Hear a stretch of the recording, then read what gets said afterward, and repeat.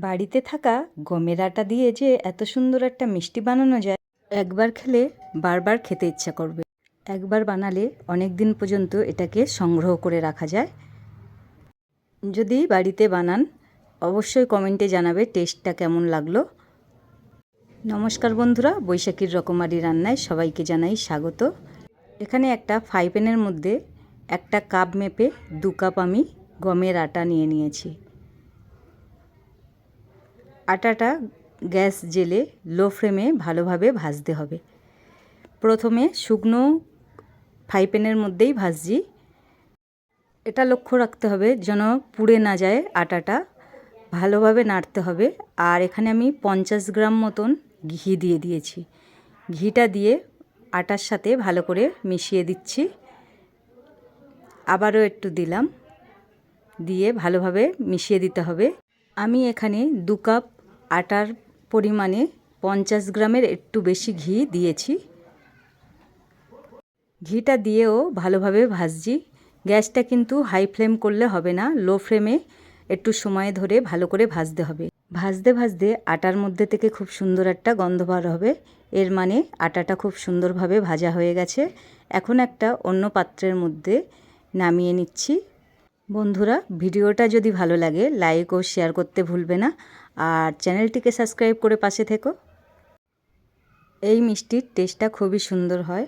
এখন ফের ফ্রাই প্যানটা গ্যাসে বসিয়ে দিয়েছি, আর কিছু কাজু বাদাম কুচে নিয়েছিলাম ওটা ফ্রাই প্যানের মধ্যে দিয়ে 1/2 চামচ মতন ঘি দিয়ে ভেজে নিচ্ছি। কাজু বাদামটা বেশি লাল করে ভাজবো না, হালকা করে ভেজে নিচ্ছি। কাজু বাদামটা ভাজা হয়ে গেছে, এখন একটা অন্য পাত্রে নামিয়ে নিলাম।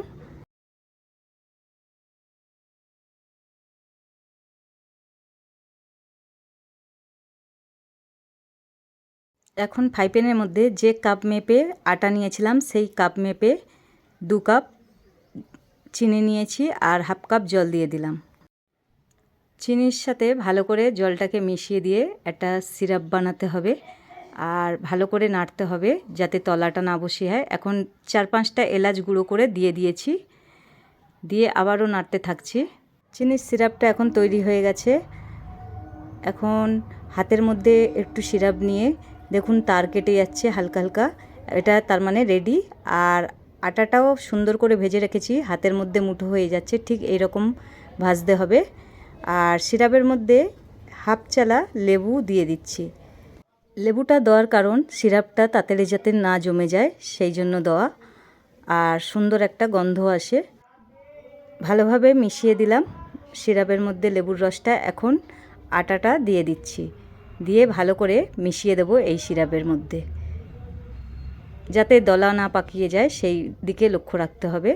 ভালোভাবে গ্যাসটা লো ফ্লেমে দিয়ে কিন্তু মেশাচ্ছি। আর দিয়ে দিচ্ছি বাদামের কুচিগুলো। বাদামের কুচিটা দিয়ে আবারও ভালো করে মিশিয়ে দেব। বারে বারে হাতটা চালাতে হবে, নাহলে তলায় বসে যাবে। এখন ভালোভাবে মেশানোটা হয়ে গেছে, গ্যাসটা অফ করে দিয়েছি। আর এখানে একটা ধারালো কানা উঁচু থালা নিয়ে নিয়েছি।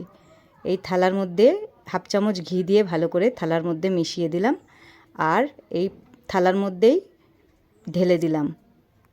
ঢেলে দিয়ে তাড়াতাড়ি সমান করে দিতে হবে, নালে জমে যাবে। থালার মধ্যে সেট করার পরে 2 ঘন্টা মতন রেখে দিয়েছিলাম যাতে জমে যায়।